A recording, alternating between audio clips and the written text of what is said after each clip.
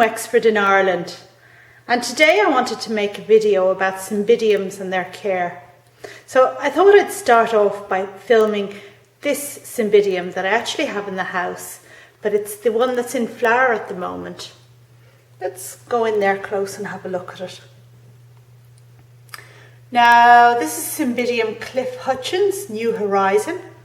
And I don't normally keep my cymbidiums in the house, but this one was sent to me in bud. So like when I got it, I opened it up and I kept it in the house after that, just to make sure I enjoyed these new flowers fully.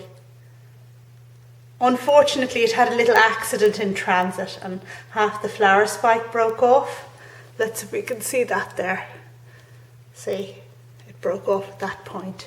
But normally this plant has kind of trailing flowers that cascade down, and I can't wait to see how it turns out next year.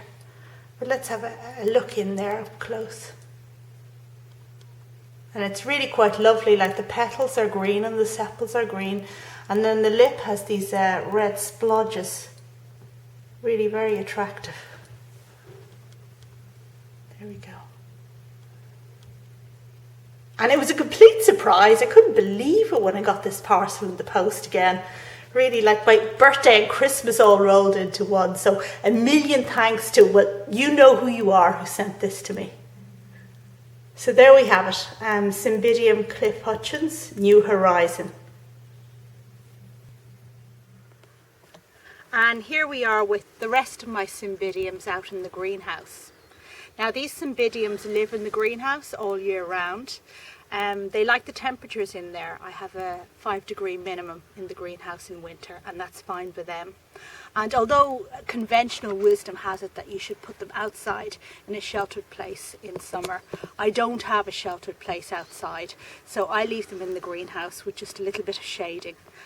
My greenhouse is quite large, you know, so there's a good bit of wind passing through and air, so it does them well anyway. So that's the temperature. In terms of watering and feeding, I water them about once a week all the year, winter, summer, all the same. And with feed I use the Kern rain mix, which I'll talk about in another video, I'm sure. But I just wanted to show you the buds on this particular cymbidium. And let's see if we can, this one is going to flower for me, and if we come in close here, we can see that that looks like a flower bud that's coming there. Now when they first start off you can't tell what they are at all, but what you have to do is look closely at the tip, and if the tip splits into two, now just stay where you are there, like has done with this one here, then it's a new growth, it's not a flower spike, which is very disappointing altogether. This one here I am not 100% sure of yet. It looks like it's turning into a pseudobulb rather than a flower spike, but only time will tell.